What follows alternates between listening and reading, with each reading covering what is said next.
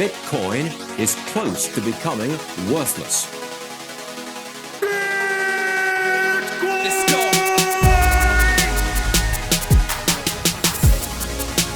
Now, what's the Bitcoin? Bitcoin's like rat poison. Yeah. Oh, The greatest scam in history. let's get it. Bitcoin will go to fucking zero. Yeah.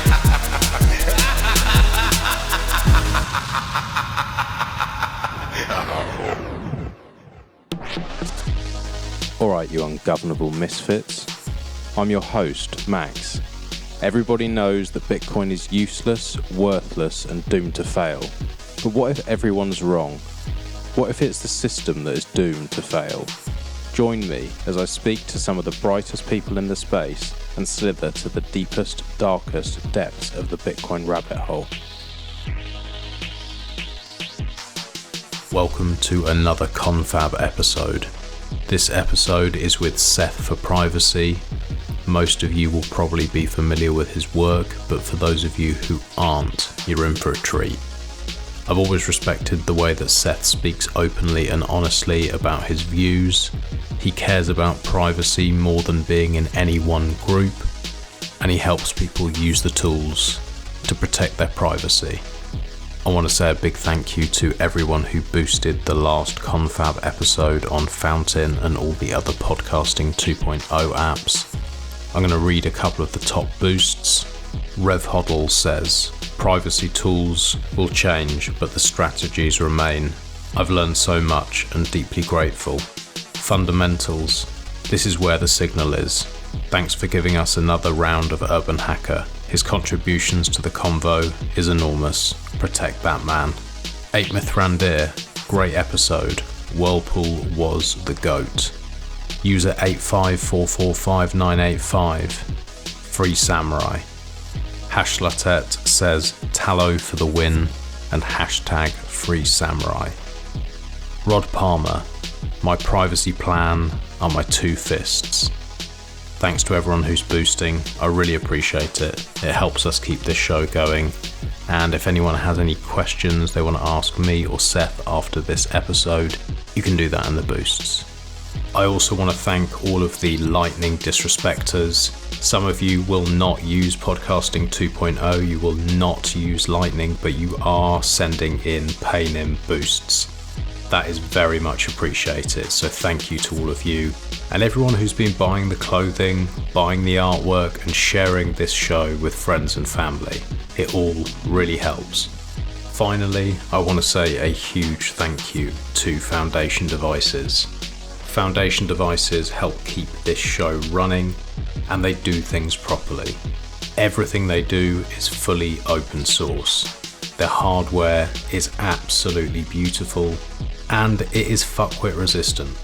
I use this all the time. I have no issues with it. I don't manage to break it like everything else. It is piss easy to use. And that's what you want from your hardware. You don't want to be worrying, getting scared, and making mistakes with your life savings. You can use their companion app, Envoy, which makes labeling very simple. You can do backups that are encrypted, so you keep all of your labels, or you can use this with Sparrow. It really is the best hardware out there, and if you are scared to do this by yourself, you can go to any of the guides out there that make it very simple. They have them all on the website as well. And if even that is too much for you, you can pay an extra $99 and you can have Bitcoin Q&A himself hold your hand and walk you through the process. Check them out at foundationdevices.com and use the code UNGOVERNABLE.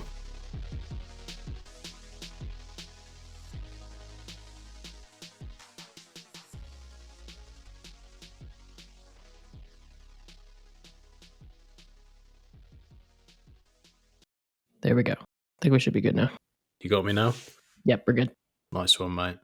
Yeah, sorry about the mix-up. I read back through the message. I was like, what the fuck was I doing here? I must have been high or drunk or tired. I don't know. So apologies. No, you're good. I saw your message and I was like, I'm so confused. I was like, I'm 90% sure I put this on my calendar. I looked back at the messages and I was like, yeah, I did put it on my calendar, just about 30 days off.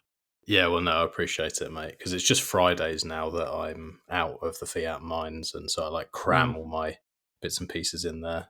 But it's good to get you Yep. on. It's good to finally chat. Like, we've had a few messages back and forth and me asking silly questions, but we've never really had a conversation, have we? Yeah, I don't think so, which is kind of crazy. I hadn't really realized that till you reached out to record this one because I just kind of, I don't know. We've been connected either directly or through Q&A or Foundation for so long that it just kind of felt like we had a chat, but never really done this. Exactly. Yeah. Well, I was actually just dealing with Q just now, setting up a lightning node and bits and pieces. And I just said to him, oh, I'm finally actually doing this. It's like fucking about time, mate. I know how you put up with him so much. I get paid to put up with him, so, you know. Yeah, this is the thing. I think a lot of it comes down to like, I just can't do basic stuff myself. So I need someone to help. And because he's got fuck all to do, because he never does any work for Foundation or anybody else. He's always just sat with nothing else to do. So he's there. So I sort of put up with him so that he has a friend and I get some help, and it kind of works for both of us. That sounds about right from what I know, yep. Well, mate, I don't know if you've seen the change of name of the show, but it's now the Confab. These one-on-one conversations, like the conversations that people would have had back in the times where you had to be hidden away in a bar somewhere, having a whiskey and talking about things you can't normally with normal people. And it feels like the Bitcoin and privacy world is really in that stage now. It's kind of like, at least to me, the fears that we banded about between one another a couple of years ago are kind of starting to actually be realized, and there's good people locked away and some real issues. And so I'm really excited to have you on because you're one of the only people in the privacy space, to me at least, it seems, who's reasonable, doesn't just go along with what everybody else says, and who really cares about what are actually the best tools, not what's going to get me a pat on the back and be part of like the cool kids group, what actually works. And if it doesn't work, you're prepared to dig into it. And so you get some flack and you get some pushback, but I've always appreciated that and respected that. So especially now, I think it's a really good time to have you on the show. Yeah, no kidding. It's a wild time. I feel like I've always tried to find this middle ground, kind of the nuance between the black and white, because there's this weird aspect of the privacy space that is almost overwhelmingly anti-cryptocurrency completely, which I think is totally missing the point in what tools we need to achieve human freedom. It's just not going to happen without some tools for financial freedom. And you're not going to get that through your Venmo, your PayPal, even your physical cash because of just the limitations of physics. I mean, you can't send that cash to someone in India who's doing a quick job for you like you can send them Bitcoin, you can send them Monero. So there's so much need there. And then when you look at the inverse side, you look at the Bitcoin fixes this side, you get the inverse where it's that the only thing we need to do is fix the money printer. And then suddenly our lives will all be magically perfect. We'll all have citadels. We'll get to rule over everyone around us. And somehow this will be a better future. And there's just such a need to be in the middle because there are massive benefits to both embracing privacy tech generally, not just cryptocurrency, but broader privacy tech. And then also embracing the immense value in cryptocurrencies, specifically cryptocurrencies that allow you to achieve privacy like Bitcoin maybe does. We're in this gray area right now. Monero does. And combining these two things are really what bring human freedom. So it's always been where I've tried to strike, but it's getting harder and harder to have tools that can be recommended. Because I had started recommending Bitcoin quite widely because of Samurai Wallet, like legitimately almost exclusively because of Samurai Wallet. And that just doesn't happen anymore. So I feel like I'm kind of at a loss here. Yeah, and then I'm kind of the reverse of that, where I've always respected the Monero community. I've always understood its need, but it's never been personally something that I've used a lot. Like I've played around a little bit over the years, but I've always known Samurai Wallet. Like from the very, very beginning, pretty much, I was involved in using that and I was pretty comfortable with it. And when I wasn't 100% comfortable, then I'd reach out to Q or others who would help me. And I always felt like, okay, I understand the need for Monero, certainly for people who it really matters if this is private or not. I get it. But it just wasn't something that I really played around with. And now, as you said, now with Samurai Wallet away and we don't know what's going to happen, there's just nothing else that's like it. There's like nothing else that is even close. And I'm realizing how much I took it for granted. Now I'm starting to dip my toes in and use Monero a little bit more. I must say, like, it's really fucking easy to use. Like, it's quite nice, the simplicity that when I go, oh, I'm going to send some Monero, I don't have to be like, oh, well, let me jump through this hoop and double check this and make sure that this is done and go through like a checklist of like, have all these things been done? Yes, okay, well, I should be all right then. It's just send. And that's really refreshing. It's really cool. No kidding. That doesn't mean for me it's like, oh, well, I'm all in on Monero now. It's certainly not. Like, I'm using it as a tool. And it just shows, like really over the past few years, the only people who have been reasonable with their messaging about what tools to use, really for me, I might be missing some people, but it's you and Max Tannehill who have always been very clear about the use of both. Everyone else has been either in Monero camp and you get like should have used Monero and all this sort of stuff, or like you just like constantly get the reply guys, or you get like the Bitcoin side that will attack them. There's never really, other than you two, really been that much middle ground. And so, as I say, I've respected that, and more now I'm starting to dip my toe in, and it's a great tool. It's better than a lot of the other options that are out there right now. Yeah, and that's the part I've always tried to harp on, is like, it doesn't need to be everything. And that's part of what makes Monero so fantastic, is that there's a very clearly defined, very narrow focus for what we in the Monero community want Monero to be. And it's digital cash. We don't have these grand plans of it being some scalable world computer. We're not trying to compete with Ethereum. We're not at this point focusing on layer 2 networks, even though I do think that there will be a need for those long term, and it's something that I've talked about previously. But this extremely narrow focus and a community that is behind this focus, really 100%, has meant that it's been able to just continue to iterate and grow really in Bitcoin's shadow and become something that's really easy to use, powerful, and private by default, when it hasn't always been that. I mean, it's gotten much better since I first got involved in Monero. The privacy has also differed over the years. It's slowly been getting better and better as we've found issues, as we've been able to scale up the kind of anon set of each sender by increasing the ring size over the years. There's been ways that the privacy has improved for sure as well. But I think user experience especially has just grown by leaps and bounds as things like Cake Wallet have come out. I mean, I can't remember exactly when they launched, but it was probably 4 or 5 years ago, which brought Monero to iOS, which there was no iOS wallet before that.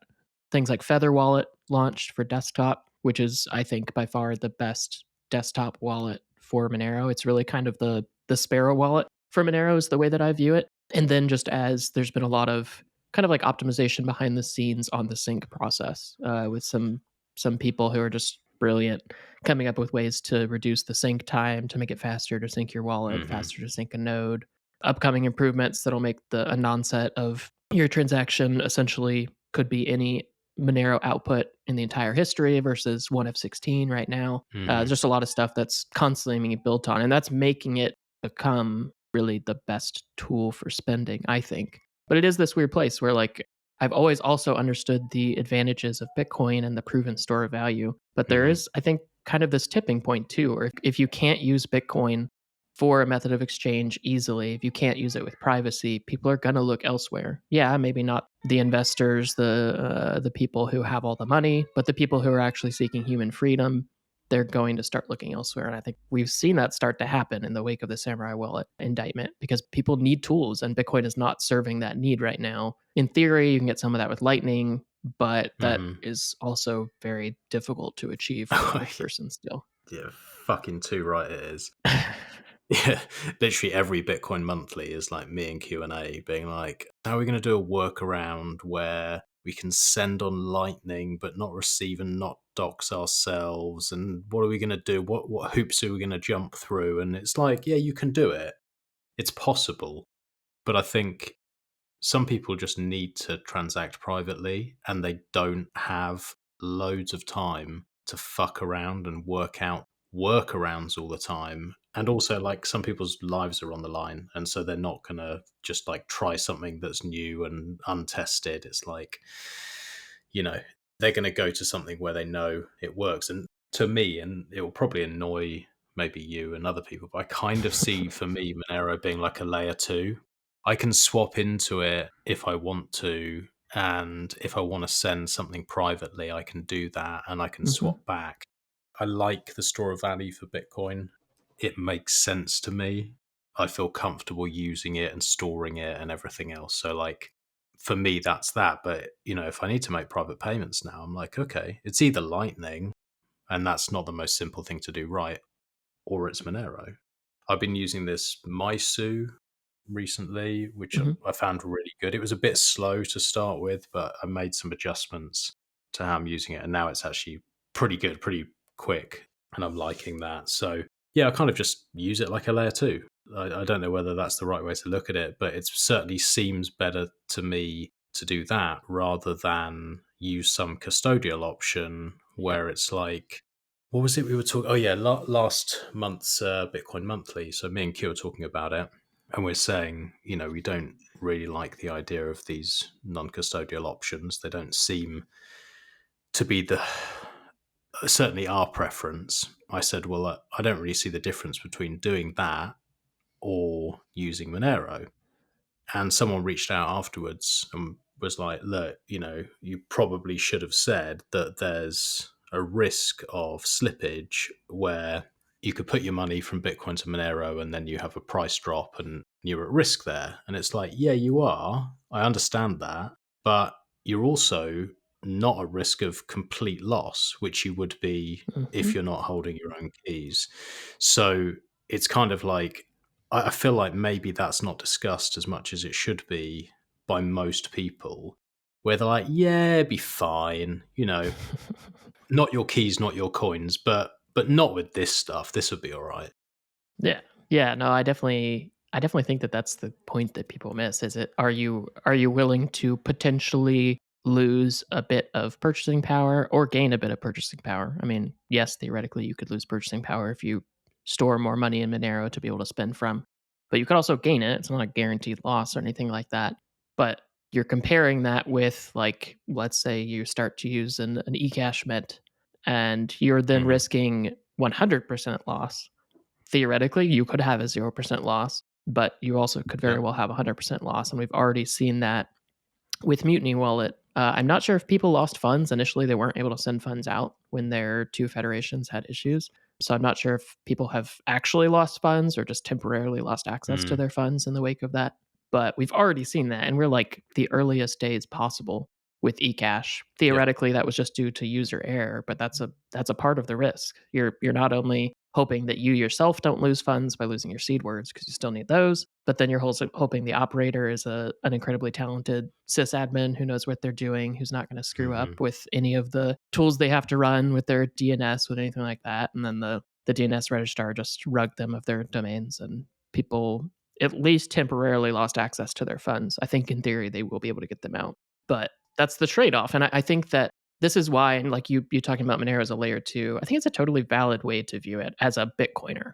Like, if you're somebody who is already natively in the Bitcoin space, I think that it makes reasonable sense, because you really can use it like that. And that's a lot of the way that I've been talking about it with people in the wake of the Samurai stuff, because a lot of people, I think, wanted then to pivot to Lightning.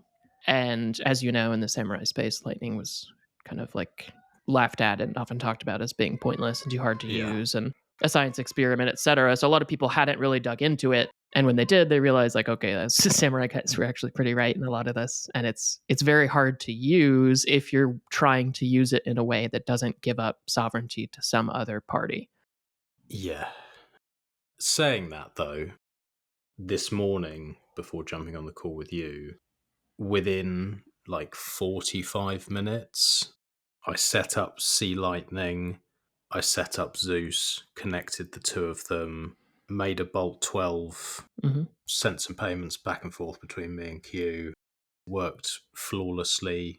Pretty happy with that. When I compare that to like 5 years ago or something, setting up a Raspberry Blitz and doing shit basically took me a full weekend of fucking around and payments not going through and all these problems. And today I did it in 45 minutes and it works flawlessly. So it's got a lot better. I think the problem is it's like there's so many ways to fuck yourself. Just thinking like, okay, I'm only going to send from there, I'm not going to receive.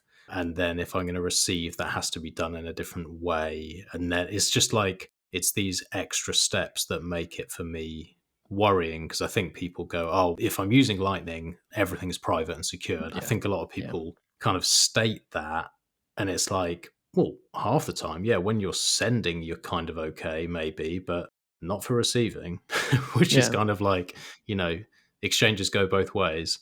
Yeah, and that, I think thankfully that is, I don't know, I feel like I've been saying this for years, but is going to get better. And Bolt 12 is a part of that. And that it'll be easier now to have that static invoice through Bolt 12 and to include things like blinded routes into it. So that when you're receiving, revealing the actual end node, the actual end channel, except to the direct channel partner that you have.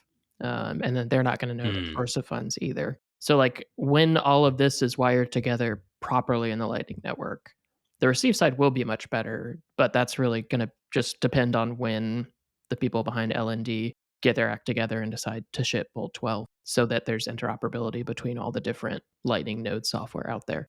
But that will help a lot on the receive side, and that will make it a lot easier to use privately, reduce some of that kind of mental friction of figuring out how I'm going to do these things when I really just want to be able to send and receive and not worry about that stuff. I'm curious, how are you running your core Lightning node? Is it like part of like Umbrel or something like that, or? No, I'm running Start 9, which I'm really happy with, actually. Like, I'm sure there's better ways to do it for people who are really very technical. But for me, I had a pretty decent spec laptop that I bought, the same one Q has. We bought it at the same time, and my mouse, my trackpad on it is just fucking useless, like unusably shit. Yikes.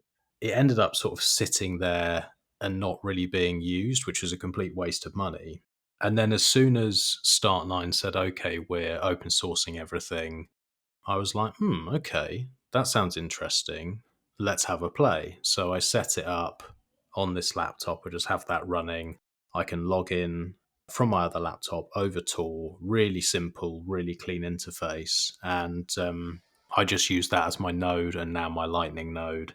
It's fucking bomb-proof. And because it was on a more powerful machine, the full IBD was like less than a day. Yeah, not running on like a Raspberry Pi or some other garbage hardware. Yeah, exactly. Yeah. Which in the past just caused me so many headaches. So Yeah.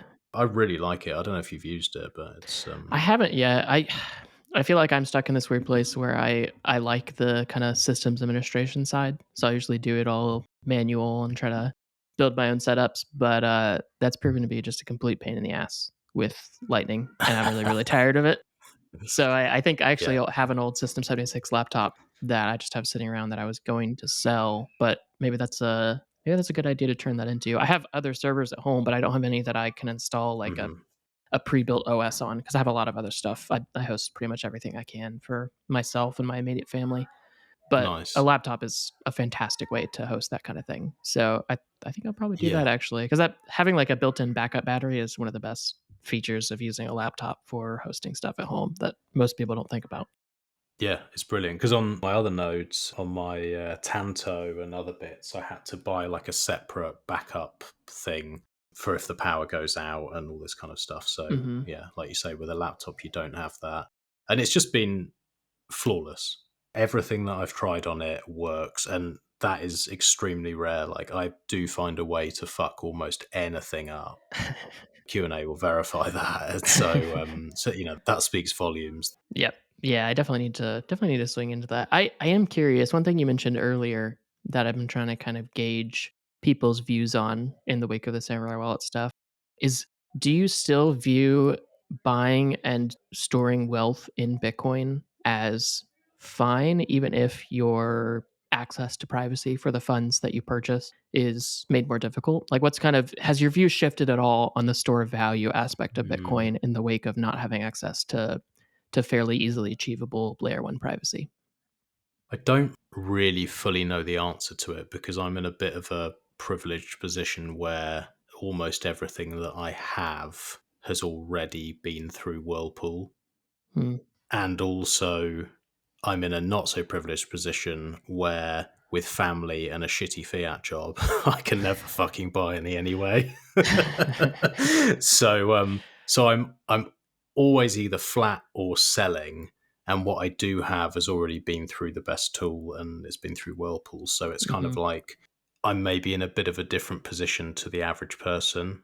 I don't think I have any concerns about storing my wealth in it, but I definitely think we're in a worse place than we were. It makes a big difference not being able to have a tool where you can transact freely and privately. And for people who are buying, I do worry. I'm like, there are dangers. It's like, obviously, you shouldn't use the KYC stuff. That's obvious, but most people will do it. So they're either going to be tracked by the exchanges, or they're going to maybe be buying at some meetup or something like that. And then you don't really know who you're dealing with unless it's someone you've known for a very long time. Like, I get the feeling there's quite a lot of spooks and people who are infiltrating not just Bitcoin Twitter, but also the meetups. Well, I don't do them anymore. It's a good safe assumption. It's the way I operate at conferences or meetups. I just assume that there are people who are there for malicious reasons, unfortunately, and there's been multiple court cases that have proven that out as well. So it's a good reminder. Obviously, not that I'm hiding anything illegal, but I like to know that the people I'm talking to are actually legitimate and talking about things that they actually care about, and not just lying to try and catch people doing things that the state doesn't like.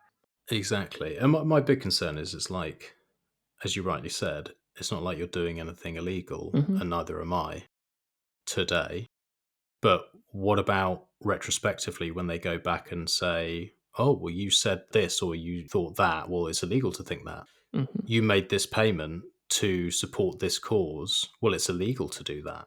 We want to put you in prison, or we want to confiscate your funds. And without the tools to protect yourself, it's an open ledger. It's kind of like, well, people are now in this position where they're always going to be tracked unless they're really savvy. And there are ways, obviously, like we said, like, you can swap out to Monero, you can do some things with Lightning.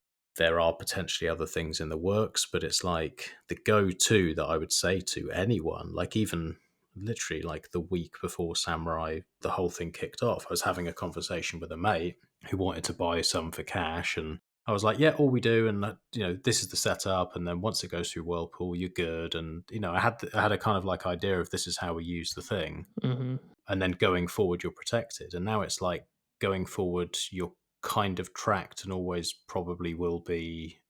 It's just a bit of a shit situation. What's your thoughts on it? I mean, you've always had some questions around it, it seems. Yeah, for sure. I mean, it's been my biggest concern, and I don't think people talk about this enough when it comes to store of value. Like, it's easy to see the need for privacy when you're spending money, because when you think about the concept of spending money, like the classic example in Bitcoin is like, I don't want to go to a coffee shop, buy I would say $5 latte, but let's be honest, like $7, $8, $10 10. these days. Buy a $10 latte and reveal to that person that I own 10 Bitcoin. Now, obviously, there's easy workarounds for that involve coin control that would at least make it a little bit harder for the just average person to see that info. But that's not going to stop chain surveillance, et cetera, from having visibility there. So it's easy on the payment side, I think, for people to grasp, like, I want privacy here. I don't want to be revealing my wealth to the barista that I buy coffee from. But when you think about the store of value side, it's really flipped. And I don't think a lot of people think about it. But like, when I'm in kind of the opposite situation of you, is that I do have some money that I want to spend on buying Bitcoin, and I had to sell a lot in just some personal stuff, some life change recently. And so I'm trying to buy more, but now in the wake of Samurai, I'm trying to figure out, like, how do I do this without revealing way more information about myself than I want to? Because there's not only the payment side, but also, like, let's say I'm buying peer-to-peer from someone on Bisq. Bisq not only has a very clear on-chain signature so that anyone who's watching the Bitcoin ledger can see when Bisq trades happen. They can see the amounts clearly. They stand out. So that's obviously a downside. Anyone with a blockchain explorer could see all the Bisq purchases in one day and could know that one of them is mine, maybe. But yeah, they probably wouldn't know the exact one. But the actual person that I'm buying from, they're going to obviously know where those funds went because they're the ones who sent the Bitcoin to me through Bisq. They could easily just start tracking those funds. And I'm not even talking that they're like a Fed or something, but they're just a person who maybe they want to do $5 wrench attacks and they realize that doing this via peer-to-peer exchanges to essentially taint funds and find people who have large amounts of Bitcoin is a good way to do that. If they do that today, I don't have really strong protections against that because I don't have a way to essentially break the link between the money they sent me and the way I use it in the future like I used to. So I feel a little bit lost in how I'm handling that. I know that Q has some kind of innovative lightning approaches. Goldberg machine. Yeah, he sent me all that the other day. Oh, I've got this fucking Brit. I'm like, Jesus Christ, mate, what is this? It doesn't seem as complex as I first thought. I don't want to dox his approach because I'm not sure if he wants to share it publicly yet, but it seems like an interesting idea. And like maybe I'll try that. But it kind of breaks the store of value narrative for me a bit because now I have to put in so much mental capacity into figuring out like how do I not dox my stack to this person in the future? How do I not dox my future payments? And usually that's been meaning that I'm swapping these funds into Monero more than I'm not at this point. But it's a hard place to be in. And that's where I'm kind of starting to wonder, like, if the private payments aspect of Bitcoin breaks down, does it start to break down the store of value aspect for many people? I think not for many people. My perception of it is that most people are in that sailor camp. Fuck privacy. We don't care. We don't spend this anyway. Hodl forever. This is going on to my fucking grandkids' dog, or whatever, the things that they'll say. And none of it's usually true. But regardless, it's like they're not here for private payments. They're not here to use it. They are here to invest and sit and wait. And the same with the big players and the same with the ETFs and the same with all that kind of stuff. Yeah. The percentage of people who are sat having the sort of conversations that you and I are having or that we might have with Q or like people in the Sovereign Bitcoiner group or like those types of people is a tiny, tiny percentage. That tiny percentage, from what I've seen, are also the people with less money. They're not investment bankers. They're not fucking hedge funds. We're people with jobs and families. And we're like, we'll buy a few hundred here and there where we can. And like, we think it's cool. And we think it's certainly better than the dollar or the pound, which is a disgrace. But it's like, we're not the ones with the big money. So I don't think personally it makes a massive difference because I don't think those people care. Yeah. But it doesn't mean it doesn't make a difference to me and you. I think what I'm hoping for is things like Bit47 being used more, silent payments, people jumping in between Monero and Bitcoin, the use of Lightning, and these other tools. I'm just hopeful that it becomes used more and that if you want to, you can. And I think it's kind of like if you want to, you can. Certainly if you're you, and even if you're me, you can do it. And so I think that means that like if anyone actually is motivated, they can do it. They can read one of the guides out there and they can get going. Yeah. Yeah, I definitely feel that. I think it was refreshing to see kind of a white pill, a good moment yesterday, the day before, I can't remember, where we saw both additional silent payments adoption, where Blue Wallet added silent payment support, and then Bolt 12 getting added to Phoenix, Strike talking about Bolt 12. No, obviously I don't really give a damn about Strike themselves, but just the fact that they're also adopting Bolt 12 and putting forth some effort to make it easier for developers to implement is encouraging, because I think that was another weird thing in the wake of Samurais. It just felt like there was like an initial outrage and then it just kind of died off and much of the Bitcoin world just moved on and everyone was just talking about eCash and just stupid solutions in my opinion. But it was good to see some real solutions that help help in the real world and are actually achievable, starting to gain a little bit more steam. And that does give me a little bit more hope that maybe that stuff will actually come to fruition. Because especially like Bolt 12, I feel like I've been waiting on for 5 years at this point. I don't know when it was first introduced, but it's been a long time waiting to see it actually come to fruition. But it does seem like it's getting there, and once L&D specifically adds support, it should have broad adoption quite quickly, which helps not only from just the static invoice being easier to share, but also the blinded routes, like we talked about a little bit before, making receiver privacy much better for the average person, even if they don't realize it. And that's really the crux of like why I've always loved Monero, is I want people to have privacy even when they don't think about it.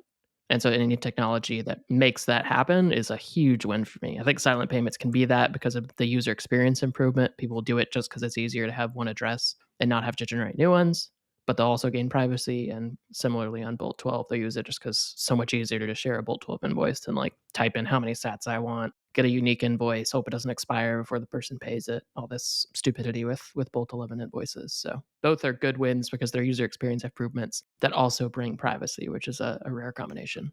Except that they don't fucking work, because I misspoke earlier. I said, oh, everything went perfectly. I was like, that's actually not true. We sent a couple of invoices back and forth and everything worked. And then we tried with Bolt 12. I tried sending to Q, failed. He tried sending back to me, failed. We both tried again, failed. Were you both using Core Lightning? Or what were your setups? Yeah, no, we're both using Core. Odd. Yeah. I just copy whatever he does, to be honest. I'm like, what do I do? He's like, run Core. I'm like, oh, I'll do that. So that's what I'm running. I'm not sure why that didn't work, but if it can work, it's amazing.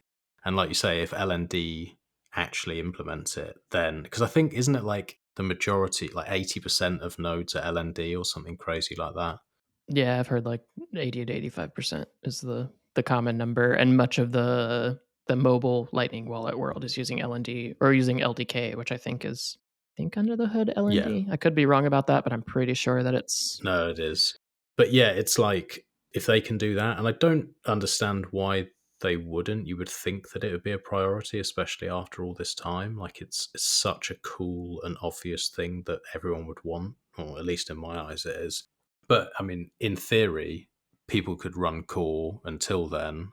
Just setting it up with Zeus was so simple. Like, it was really simple. Yeah, and I love that use case for Zeus. Evan's been doing fantastic work on making Zeus so functional as a standalone wallet, which it hadn't been in the past, but also just continuing to make it so much better at controlling your own node. And I actually was just working yesterday on spinning back up some Core Lightning nodes because I hadn't run any in a long time because I had a just terrible experience in the past. But wanted to... I've tried Lightning so many times over the years, and it's almost always been extremely painful. Honestly, like the only time I've used Lightning and actually enjoyed it was using Phoenix Wallet, but they technically pulled out of the US. Obviously, I still have access to it. It's just available as an APK because it's open source. I've been trying to switch to alternate solutions so that I wouldn't have to rely on one entity that clearly doesn't want to have to deal with US users. Could easily put in IP blocks or other things that would make it more difficult. Obviously, I could work around those, but... Yeah, just trying to find other solutions. But that's been the one time where like I've used Phoenix and been like, okay, this actually works. I'm not giving up custody, but everything I want to work works well. And I'm trying to replicate that again with Core Lightning, and we'll see how that goes. Phoenix was awesome. Oh man, no kidding. Yeah, it was really cool. I actually deleted it because I got a bit annoyed. I was like, are you pulling out the US? Like, I want to see people fight a bit more. So I just deleted it. But it was really slick. And for me, especially with the podcast, we're really leaning in heavily into all the podcasting 2.0 stuff. Linkin Park Rules has been helping massively, making it so much slicker and that we can interact with the audience and people are boosting. And nice. With the Bitcoin monthlies, people are asking questions with boosts and me and Q are going through those. And it's just, I really, really like that aspect of the show. And so that's what's pulled me back into Lightning again. I'm like, yeah, it's pretty cool because, this just can't be done on chain. Yeah. That's pulled me back in. So I'm like dabbling again. But I agree. Like I've tried on and off over the years, and usually it gets to a point where something happens, something goes wrong, and I just go, oh, fuck it. I prefer using on chain anyway. This is stupid. And then I just get rid of it all. Yeah. But I think now it's here to stay. Like now it is a lot better.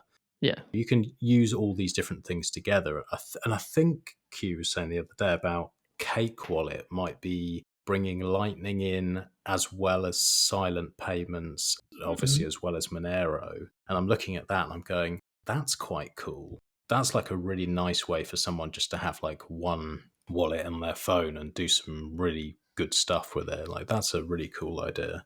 Yeah, I definitely agree. And like the only downside to me from 4Cake previously, like as a Bitcoiner, was you just couldn't get the privacy that you could get in Samurai Wallet. But that can't be done anyways. So the main downside in Cake doesn't really exist anymore. I mean, it's been fascinating to watch what essentially would be called shitcoiners by the vast majority of Bitcoiners actually be the ones pushing the envelope on silent payments. I mean, they had a working build before the BIP was even merged in. They had been doing tons of work behind the scenes to optimize the sync process, and they are the forerunners in the latest things in Bitcoin privacy, which is silent payment, or the latest thing I should say, which is silent payments, which is really cool to see. And like you said, they've implemented that. I've been using that for a while. They do have a private beta of Lightning out right now. Their approach, they're going to be using the Breeze SDK.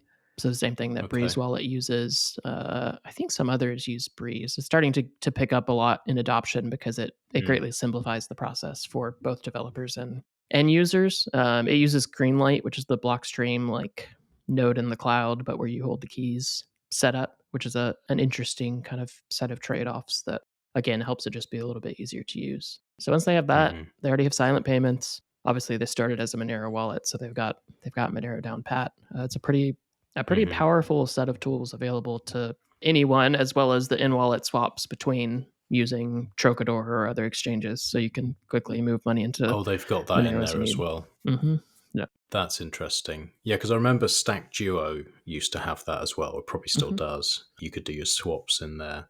But yeah, that's really nice having all those options that people otherwise just aren't really talking about. As you said, it kind of felt to me as soon as that first week or two had passed, everyone just moved on moved on to. I wouldn't say that it's pointless, all this eCash stuff. I think it's better than a lot of other custodial Lightning options. Like, it's better than someone just using Wallet of Satoshi in many ways. And to be fair, and I said this on the monthly, it's like, I think that's most people. Most people who are on stages talking about Bitcoin are literally using custodial Lightning wallets. And it's an embarrassment. And that's just the state of things. If eCash is used instead of that, I'm like, that's definitely a step in the right direction. Yeah. But what's frustrating is there's not that many people talking about like genuine, real privacy where you can really actually control your Bitcoin and use it how it's supposed to be used. So we've been trying to do more of that and just like really lean into it because I don't know. I don't know whether it's Diverter was on the show recently and we were talking about this. It's like, is it the culture like kind of just moving and it's because more normie people are coming in and it's just not a priority? Or is it like a push, a purposeful infiltration to steer the conversation a certain way and have these kind of sailorish ideas become the norm? Because it doesn't seem like it takes a lot to push people off course.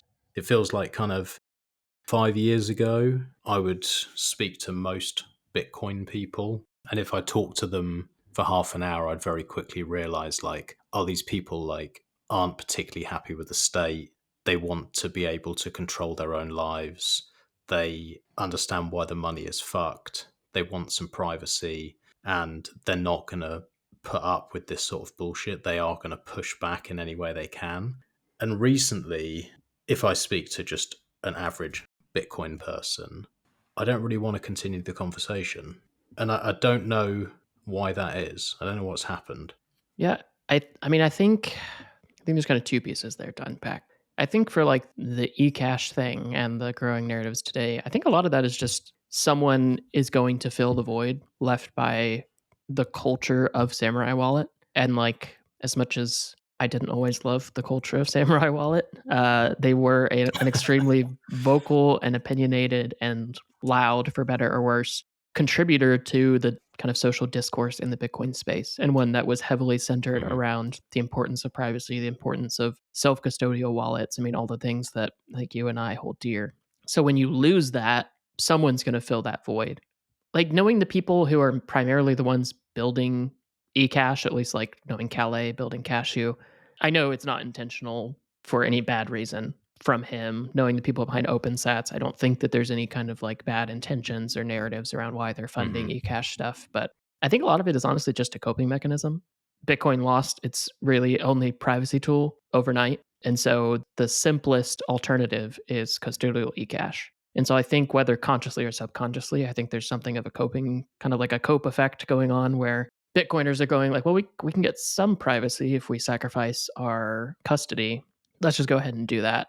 And that's the easy alternative. So I think that's really part of it there. I think as to like why the average Bitcoiner is not as aligned as you and I are on kind of the importance of self-sovereignty, I think that is a necessary, I don't know if necessary evil is the right term, but maybe just an unavoidable fallout of the mass adoption. And I don't think we have mass adoption, but maybe the critical mass of society's understanding of Bitcoin that people have been harping on wanting for so long in the Bitcoin space, where once you get past this niche ideological center and the community necessarily grows, you're going to lose that. It's just it is inevitably going to happen. It happens in everything. It happens in religion, it happens in society, it happens in culture, it happens in cryptocurrency communities. It's, I think, unavoidable. The main difference is we as people with platforms, you and I, other people who can put out conversations about this type of stuff, can help to try and keep that narrative on course. Because I think sadly many of the influencers realize that the way to make money is appeal to the common and prevailing narrative. And as that narrative slowly shifts away from the ideological center that much of us have or had when we got into Bitcoin, they shift along with it, and they end up getting into this vicious cycle of degrading the culture around Bitcoin, because that's the easiest way to make money. And I mean, I feel that pressure when I'm going to Bitcoin events and realizing that I could have better connections into different organizations in the Bitcoin space. I could have better relationships with Bitcoiners that I respect if I would just go along with prevailing narratives. Oh, yeah. It's tempting. Like, it is legitimately extremely tempting. And I understand why people give into that, either consciously or subconsciously. But it does erode the culture around Bitcoin over time. And that's a very hard thing to push back on. But I think thankfully, like the conversations you have, people like you and Q are helping to preserve the ideology of why we're here and doing things the right way and not giving in to just the shifting narratives that happen as the community grows over time. It's very hard to be part of the clique when you say that the ideas that they're invested in financially are quite shit. Yeah, they don't take that well. You find that you're not invited to the yacht parties. You're not in with the in-groups to go for the cool steak dinners and all that kind of stuff. You find you don't get the same sponsors and the same kickbacks and all that kind of stuff. But it's like, if you want to make money, there's a million other places in the fiat world where you can go and earn money. Why can't you just go and do that and then stick to your principles? Why do you have to come in and then subvert the true nature of Bitcoin and like bring this bullshit in? Just to, I think either sometimes it's popularity or sometimes it's money, but it's like, I don't know. I just find it, my list of people who I'm like, oh, I'd like to go and have a beer with them, or like they think of Bitcoin the same way that I think of it, is much smaller than it was even a couple of years ago. And I take note, like, oh, okay, they just took on that sponsor. That's interesting. Mm-hmm. Sometimes people in this space are really stupid, and I go, okay, they're just stupid. They don't understand. Like, I give them a bit of a pass. There's also people who are really smart, and I know they know better. I don't know. I don't know how you would look at yourself in the mirror when they go on stage and they say, we're here to change the world. We're here to make the world better for our children. We're here to make sure that we're not enslaved. And they talk about these things very passionately out of one side of their mouth, and then out the other, they're shilling something that they know is not the best thing to be doing. It's like, are you really here for your kids, or are you here for your pockets? Are you here for the Rolex? Are you here for all the things that you say you don't care about? That's a bit ranty and kind of like maybe mean to people, but it's like when things are this important, and I really think they are, like the world is not looking great. Anyone who does have kids should be thinking like, Jesus, it's a lot harder for me than it was for my parents. I really don't want it to be harder for my kids. I really don't want them to have a worse, tougher life than I'm having. So let's fucking do something about it. Yep. Yeah, I think it's difficult because it's hard oftentimes to kind of sort people out in the space. Because I think there are many people who do legitimately get into it for the right reasons, but just get corrupted when they realize that there are opportunities in the Bitcoin space that they wouldn't have otherwise. I mean, I think if you look at like many of the influencers and podcasters, like if they were podcasting about some popular thing, like pretend for a moment that Bitcoin's not popular, which I don't think it really is popular, but let's just say it's not. It's not popular. If they were podcasting about like football or something in the US, there's no career. Like it's not going to happen. But because they found a niche, they were able to carve out something here. And then once they get their foot in the door, it just becomes really easy to sell out here and there to keep the profit flowing and maybe allow you to keep doing the thing that you enjoy. And then it's just a slow corruption. And I think that is possible for all of us. Like I definitely can understand that pressure, and that can happen to anybody when you realize that there's a niche that you have that you want to try to preserve no matter what. And then I think you also have the people who are just purely charlatans who come for the same reason of realizing that this is a niche space that could easily be captured by someone who understands manipulation, who understands latching onto narratives, who understands putting on the right image. And so you have those people flock in just like you would have in any kind of nascent space, because there's easy money to be made in the sense that people are going to be more gullible if you spout the right ideas. And I think that's been common of many, many, many influencers, podcasters, etc., who come into the Bitcoin space kind of out of nowhere and grow rapidly because they understand how to manipulate the average Bitcoiner and make themselves seem like they're fitting in when it's clear that they're just here for profit. I think thankfully that's not the norm, and much of the kind of core set of people working on Bitcoin and advocating for Bitcoin are legitimate and are trying their hardest to stay on track. But that does get harder and harder the longer you're in the space. There's people doing good work, and there's loads of different crossovers that are happening in like the privacy and Bitcoin space, and like making it easier for people who maybe are on one side to come over to the other. So that's good to see. But I guess it's just one of those things. It's almost like a fork. It's like you're going to have your group over here, and no one's going to tune into this podcast who's like just listening to hope for like some sort of moon juice to be like, you're going to be at 100K next week. And, exactly. That kind of stuff, here's the chart that we've drawn on. And, Sailor says this and the ETF inflows, and like painting this picture where they can be all excited. Oh, yeah. They're not going to get that. And I guess that's what brings the ears in. But also, hopefully, it's like maybe those people who listen to that kind of nonsense, after a certain amount of years, they're like, no one knows what the fuck they're talking about when it comes to the financial stuff. Nobody. There's definitely some people who are smarter than others, and they write really well, and they do know what they're talking about, but they're still generally wrong. And then so they're like, okay, well, how do I just use this? And I guess that's kind of where they come to you or Q or hopefully this show and a handful of others and start to learn. You've got your finger on the button. You're normally a few months or a year or so ahead of what I'm looking at. Is there anything you're looking at now where you're going, this is really promising?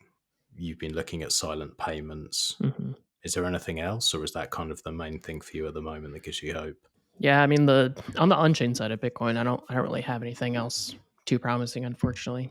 I mean, the only like interesting but not recommended thing that I've been watching is just the growth in Wasabi coordinators, which has been fascinating to see, because I thought that project would die out just like Samurai Wallet did, but they did make it a lot easier to run alternative coordinators. But that's definitely still not something I would recommend. And I have been testing it and have had some interesting experiences that I won't go into. But it's sad, but I was hoping that someone would jump in with a way to improve on-chain privacy, but it's so freaking hard when there's not an openness to making any changes to Bitcoin, that we're just kind of stuck where we're at. Because ultimately someone has to, the way that Bitcoin works today, someone kind of has to jump up and run a business, they could do it altruistically, which would make it a little bit more legally tenable. But they have to run infrastructure to help people gain privacy, which is just not a place where you want to be in when clearly there's a almost global crackdown on Bitcoin privacy happening. So yeah, I don't have anything major on the on-chain side. I mean, silent payments is a good step forward, but it is not a silver bullet. And I think a lot of people, for some reason, when they hear the things that I talk about silent payments, they think, okay, well, Bitcoin privacy is solved. Let's move on. And it's like, no, silent payments is this tiny little piece that's important, especially for very specific use cases like donations, like social payments, but it doesn't solve any of the forward-looking privacy in Bitcoin. So we still need solutions around that.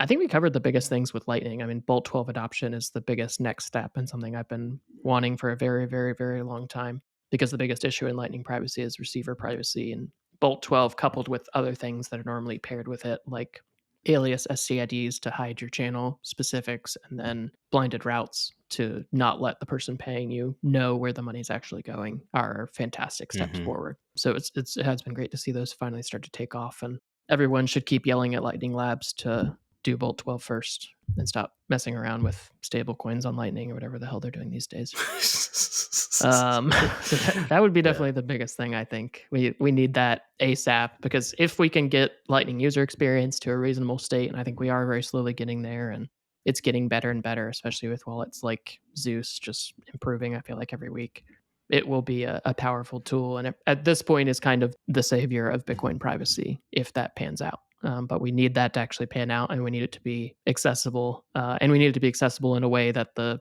US government can't just say, hey, you shouldn't run a Lightning LSP, and then it all dies. Like it has to be more resilient than that. So we'll see how that exactly pans out. Past that, I think the one other thing that I'm keeping an eye on is just there's a big upgrade coming for Monero called full chain membership proofs. And essentially that's just going to make the privacy of Monero even better than it is today, and especially more resistant to targeted attacks by well-motivated attackers. Can you talk me through that? Yeah. I'll tell you what I think that means, and you can tell me why I'm wrong. You have this kind of like ring signature thing where it's like one of 5 or 8 or whatever the number is. Are you now saying that it would be one of all transactions in that block? Yeah, so you're really close. So the ring signatures today, your input is one of 16 potential inputs, and no one except you knows which input is the true spend. When we introduce full chain membership proofs, which we've been working on them for a long time, some really good friends of mine are the ones actually building it out. But what this will mean is that no longer will it be one of 16, which, while that's really good plausible deniability, I mean, that's better than like a single mix in Whirlpool as far as an anonymity set, it's not perfect. And really the only situation where it's not good enough is if you're being targeted by a very motivated attacker. And I think a good example of this is, let's just say you're a Monero user, you're in North Korea, and you're trying to buy Bibles. You're a Christian, you're trying to proselytize, you're trying to share with people about your faith in North Korea, which you will go to jail or be killed if you're caught doing that, especially with the Bible. So let's say you buy your Monero on we'll say North Korean exchange. I'm sure there's not a North Korean exchange that lists Monero, but we'll just say there is. The North Korean government runs the exchange, or at least has pressure on the people who run it. You buy your Monero, you withdraw it to your own wallet, and then you have a local Bible vendor that you go to, and you pay with that same Monero that you just bought. You buy a Bible. You think that you're good because Monero does have very strong privacy guarantees by default. This specific situation is called an Alice Eve attack. Basically, because of the way that ring signatures work, and the fact that the government is on one side as the seller of Monero, and then, for instance, let's say that the government is also acting as an undercover agent as the Bible seller. If they are on both sides of that transaction, the Eve and the Eve on the sides of Alice, they can very reasonably guess who you are when you're buying the Bible. Even if maybe they don't have a direct link between the sale of the Monero and the sale of the Bible, they would have a really reasonable guess. And now if they wait and you buy Bibles 10 times and they see 10 times the input that they sent to this one person from the exchange is one of the outputs that they get from that person, they can guess pretty clearly who you are, and they can perform not quite deterministic tracing, basically highly probabilistic tracing of Monero in that very specific scenario. Now, that is absolutely a worst case scenario, and that's very rare, but that is a possible attack on Monero today. that goes away. It's good to cover that. Yeah. No, you're It's good. good to cover these sort of like edge cases though, and not sort of mince around them, because for some people that kind of stuff is going to happen. But I do have a question on that. So Yeah. if there's what do you call it? Eve something? Eve, Alice, Eve. Eve, Alice, Eve. So Eve is on both sides and it's the US government. Mhm. You're Alice. What if when Eve sends to Alice, so exchange to Alice, Alice does one hop to another separate Monero wallet and then buys them? Presumably that then breaks the links, because then you're one of 16 again, so they can't then track that forward, which means that then you could buy your Bibles and they wouldn't be able to trace it. Or am I missing something? No, you're right on target. So there's this idea of churning, which is, it hasn't been very, very heavily researched. So there's not a set number of times you would want to do that.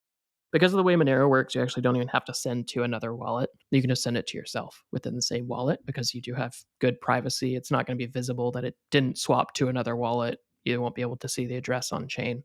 So that is the main prevention today, is when you receive funds, if you think that you would be targeted, like you are in North Korea buying Bibles, which is about as targeted as you can get. Yeah. Then you would want to send these funds back to yourself probably 2 to 5 times with random timing. You don't want it to be like, let's say you wake up for your day job and you log onto your computer at 9:30 in the morning every morning. You don't want to be sending the Monero to yourself every morning at 9:30 a.m. because the chances of that happening randomly, the chances of someone else choosing your output as a decoy at 9:30 a.m. Monday through Friday it's just not existent. So then they could guess that you're just churning those funds. So you want to do it with random timing. You want to do it like 2 to 5 times, but it's not a science at this point. And the other obvious downside is that this bloats the chain, and that all of those outputs from all of those transactions now have to be stored in perpetuity. So it's not an ideal solution. The ideal solution is either make ring sizes absolutely massive. So right now they're 16 is the size of each ring signature. You could make them 128 or 1024, whatever you want. But when you do that, the size of the transaction increases, both the actual size on disk and the time it takes to verify and compute that transaction. So the solution is to use something called full chain membership proofs, which is essentially the same concept as how Zcash does input privacy. And there are some differences, but it's easiest to just kind of compare it to that. And what that means is that when you send after you have full chain membership proofs, all that you're showing on the input side is that your input is valid and is one of the outputs on chain. Not necessarily in the block, not necessarily that year, but that it is a valid output from some point in the history of Monero. So your anonymity set essentially becomes one of, I think it's like 90 million or something at this point in outputs. And that happens, just like as always with Monero, that happens by default. You don't have to do anything extra. And it essentially destroys those targeted attacks. It wouldn't be possible at all, because they wouldn't see any information about any of the inputs. Right now, we're basically just hiding you in a group of 16. Anything. Yeah, no, they wouldn't know when those inputs were sent, as they would today. It removes any of that input tracing entirely. And is doable and in the works right now. So that's the next big step, and that helps in both general surveillance, but it really helps in targeted scenarios where you think that like a nation state is trying to surveil you, the tyrannical government is trying to find who you're buying Bibles from or something like that. I've noticed even within MySu is the only thing I've used at the moment, but I've noticed within there I can have separate wallets and label them. So I could have one for donations, I can have one for whatever, I can have different wallets. So I could, until that's implemented, I could just rotate between wallet 1 to wallet 3, whatever. You wouldn't then necessarily have to have like MySu and then send to Cake and then out. Not that I am buying Bibles in North Korea, so it's not really relevant, but I just like to take it to the extreme. I could do that, and what I've noticed is the fees are extremely reasonable, or they have been when I've been using it. I've been like, that's fuck all. Like it's nothing. I guess for people who are kind of wanting to make sure they're covered, it wouldn't hurt to at least just do like one extra send to another wallet or something. Yeah, and just to clarify that you don't need to send to a different wallet. You can just send it to yourself in the same wallet, because of stealth addresses. There's no There's no way that someone could tell if it's going to the same wallet or a different wallet. There's no visibility on chain. So you can just send it to yourself and you don't need to worry about sending it to a different one. The one for you, and I do the same thing, like the only time that I'm more cautious about that, or that I think most people should be, is if you are like posting a public donation address and you're getting donations regularly, because someone could be sending you donations that is actually malicious and that's trying to figure out how you use Monero after that. So like that's the kind of situation for like the common person. I think is probably reasonable to just be cautious how you use those outputs. And for me, I do that in a separate wallet, just so like random North Korean agent number 3 sending me Monero to my donation address isn't getting visibility into anything else and can't even do the targeted attack, because I'm going to just handle those donation funds separately. I'm not going to use them with anything else. We've got a separate one for our donations, and we've got some real creepers who listen to Ungovernable Misfits. So I'll definitely be doing that. I'll definitely be sending out to another wallet. But it's cool. I've been enjoying using it. I've not yet had the usual pushback from the maxis and all that kind of stuff. So that's been quite nice. I was expecting it. It hasn't come. I don't know if that's just because of the listener base of this show or whether it's the sign of the times, because quite a few people who know that I'm not too precious about things and just want people to have freedom and privacy, like I don't care how they do it, have reached out to me and been like, oh yeah, this Monero thing, like, is it all right? Like, have you used it? And like, there's definitely an uptick in people who are just like trying it out.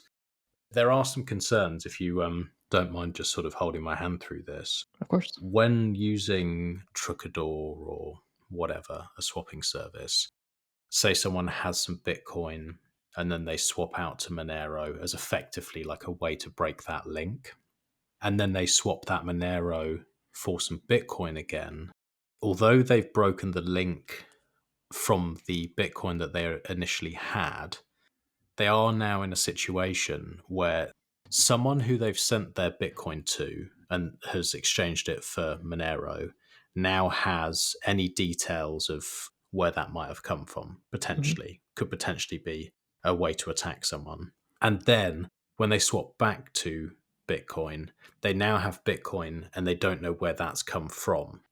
There could be an issue depending on where they send it and use it. Like if they're now sending that into, I don't know, some service like Bitrefill or something like that, potentially that could be some type of blacklisted Bitcoin or something like that where they're going to get flagged for it. That could be an issue. Or they might have Bitcoin that they've bought on an exchange and then they think, oh, well, I would have put that through Whirlpool, but I can't do that now. So I'll tell you what I'll do. I'll switch that out for Monero. Now someone has that Bitcoin, which is completely linked to their identity, and they go and do something that the state doesn't believe they should do with it, like buying Bibles. What if they then get a knock at the door and they get thrown in a cage? So these are the kind of things that I worry about. And like, I want to be careful what I suggest to listeners because I don't want people in that situation. Have you got any thoughts on that kind of stuff? Absolutely. Yeah. So this is kind of one of the oldest recommendations by Bitcoiners for using Monero for privacy who don't want to actually use Monero.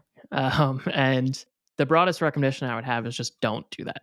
It gives you the veneer of privacy when you actually have none, because not only, as you mentioned, does that exchange service have a clear link between those things. They know the Bitcoin that you sent in, obviously. They know that they gave you Monero. They see Monero coming back in of basically the same exact amount, and they see Bitcoin going out of the same amount. Even if you do this over 2 sessions over Tor, it's pretty trivial for them to know that it's the same person.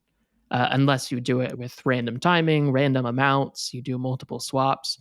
You could do it if you're like a perfect human being, and I am not one, and you do it all perfectly, it could be okay. But for the vast majority of people, they're going to do it in the simplest way possible, which is open up a browser, send Bitcoin, get Monero, send Monero, get Bitcoin, think that you have privacy, and end up shooting yourself in the foot because you think you have privacy when you don't actually. I mean, it's not just the exchange that would know that.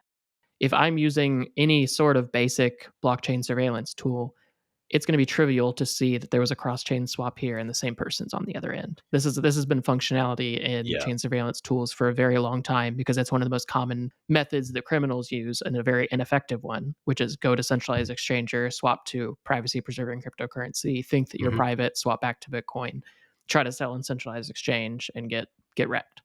It seems private, but it doesn't actually work that way because of the transparency of Bitcoin, and obviously also because the exchange themselves know that you're likely the same person. So it's one that I definitely wouldn't recommend. I tweeted about this earlier this week because there's a group of people who are essentially doing $5 range attacks on people, and they tried to take their Bitcoin and Ethereum and do exactly this. They tried to swap it through Monero and back to Bitcoin and Ethereum. And they did it the simplest way possible, which is stupid, and that they did it in the same browser session from the same IP. So it was clear that they were the same entity no matter what to the centralized exchange, and the government just subpoenaed the centralized exchange. But even if not, the way that they did it with the amounts, I think TRM Labs, which is a blockchain surveillance company, traced it all through the swap because it's brutally transparent on the Bitcoin side, which makes that kind of tunnel of Monero not useful, unfortunately. So the only real way to gain privacy is just not, I don't know. It's a pain in the ass because if you want to keep the Bitcoin, but you want privacy for the Bitcoin, like I don't really have an answer for you today. But if you want something to spend, buying Monero in bulk is the better approach. Buy it whatever you need for the month and spend from that rather than swapping back and forth. But that makes sense. I think that way, if you then want some transactional privacy, you swap from the Bitcoin to Monero, then you transact and you buy whatever good or service you need, then that works perfectly. Have you got any advice for people for, like a voucher service that would take Monero for people who maybe were living on Bitcoin quite happily and using the tools that were available, and now those tools aren't available and they want to actually spend it? Are there places like Bitrefill where someone could just go, I'll send in the Monero and I'll get my whatever voucher to go and buy my groceries? Oh yeah, for sure. There's a couple of fantastic tools. So one is actually by the Cake Wallet team that we've been talking about kind of throughout this episode, called Cake Pay. And it has gift cards. I think they even do no KYC debit cards, at least in the US. I'm not sure how globally accessible that is. Unlikely in the UK. We're so cucked. Probably, unfortunately. Yeah, I think it's been hard for a lot of people like that to get into the UK. Yeah, weird. We have a little bit more freedom still for now. For now, for sure, is the key word there. Past that, the biggest one, and I think kind of like the biggest alternative to Bitrefill, is Coincards.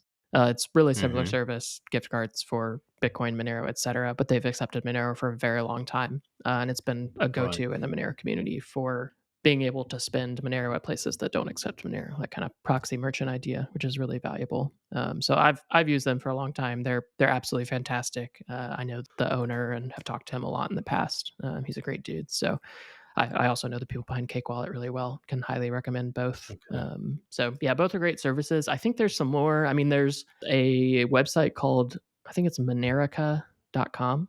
Play on America. Let me just double check. Yeah, Monerica.com, which is kind of a directory service for merchants that accept Monero. And he tries to keep it as kind of up to date and comprehensive as possible for many, many different things, people, merchants, shops, gift card providers, etc., that accept Monero. There's lots of good options. You can travel using Monero. There's a good website called Travala that lets you buy flights, hotels, lots of things using Monero as well. So there's really broad acceptance. And I think a lot of people don't realize that, but behind Bitcoin and Ethereum, Monero is by far the most accepted cryptocurrency by merchants above any other cryptocurrency, which is pretty fascinating. One last question, and I'll let you go because I know that you've got other things to do, and I fucked around with the dates and all that kind of stuff. But just one thing to think about. Yeah. If someone is going to swap into Monero from Bitcoin for a spend, so they say, I need to feed my family, I'd like to buy some gift cards for whatever grocery store. So what I'm going to do is swap into Monero and then immediately buy a gift card. One issue I see would be that someone buys a gift card and then they order something online, which means that now they've doxed their personal information. So even though they've got the privacy on chain and they've done things correctly by spending with Monero, there is now a centralized service, presumably, that stores their information, which then could be a problem. But if they do it in store, presumably that isn't an issue. So, for example, they say, right, well, I'm going to buy a voucher for Tesco, which is like the biggest one here. Like, I'm going to buy that, and then I'm going to go in, I'm going to buy some steak and eggs in Tesco in person. Then you shouldn't have any links. Is that right? Yeah, I think that's a reasonable approach. I mean, it kind of depends on like how private do you feel you need to be. Like it's easy to think that okay, since I know about the need for privacy, I'm just going to do everything as privately as possible. And maybe that's a good idea for many people. I think the more private you can be, the better. But there's also this like concept of like, I mean, here in the US, Amazon, everyone uses Amazon. I have to use Amazon to get access to a lot of stuff because they own the world at this point. They have to know my home address. There's some ways to work around that. Of course, I could do like a PO box but the problem is with the PO box in the US, the only way to get one is giving over your ID anyways, so it would be linked to you no matter what. It gives you a little bit of privacy from the merchant, but not really in the end. So there's this kind of idea of like I have to give up some information to get access to things that I just need having a family. The thing that I can get through using something like Monero and gift cards is that I can get financial privacy from that merchant. I'm not having to give up credit card information, or I'm not having to give up any extra links. I'm not having to reveal to my bank and all the third parties that they're surely selling my info to how I'm spending my money. So you can still get the financial privacy piece of it without being holistically private in that entire transaction. But if you do want to be as private as possible when dealing with those people, that it is a really good use case, and it's something I've done before. Like in the US, we have a big hardware store called Lowe's, and one way that I've been able to use Monero is when I'm actually at Lowe's, I'll loosely total up my items before I get to the checkout, and I'll buy a Lowe's gift card with Monero using CakePay right there. Okay. And then I'll just be able to pay with that. Lowe's learns nothing about me other than that this is a gift card. The merchant that I buy the gift card learns nothing about me other than that I'm a Monero user, but they can't see where the funds come from. And that's an extremely private transaction. Like I don't have a reason to be hiding my purchases from Lowe's. I just don't want someone to know more about me than they need to know about me for me to get what I need to get. And that's a really good use case where I can do it in person at a brick and mortar store, and I can gain fantastic privacy all the way through that transaction in a way that I couldn't if I had to do something online and give over my name and address or something like that. So it's all kind of a spectrum, but that is kind of like the best case scenario. I mean, even better, of course, would be if you can pay directly in Monero, but you can't even pay directly with Bitcoin basically anywhere in the US. So it's definitely not happening with Monero at most places either, unfortunately. Yeah. I think they're going to be these workarounds for some time. Well, listen, mate, I really appreciate your time, and apologies once again for fucking around with the dates and all that kind of stuff. But it's been really good to chat to you properly. And like I said before, I really appreciate you being honest about the trade-offs of things and not succumbing to the clicks and just trying to be honest with things is really good to see. Yeah.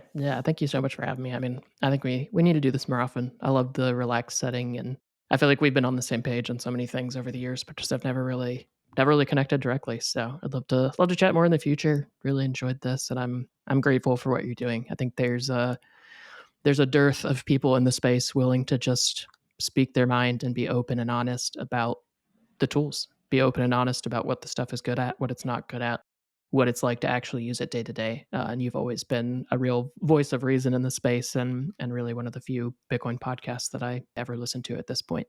So I'm grateful for it, and I know that we've long had a relationship with you from Foundation, and you've been an absolutely fantastic person from that perspective, a great friend to Q. And yeah, it's really good to have people who are still on the same page in this space. I'm glad to be able to chat with you today, and immensely grateful for all you're doing, because I know the work that goes into trying to do what you're doing on the side of a fiat job.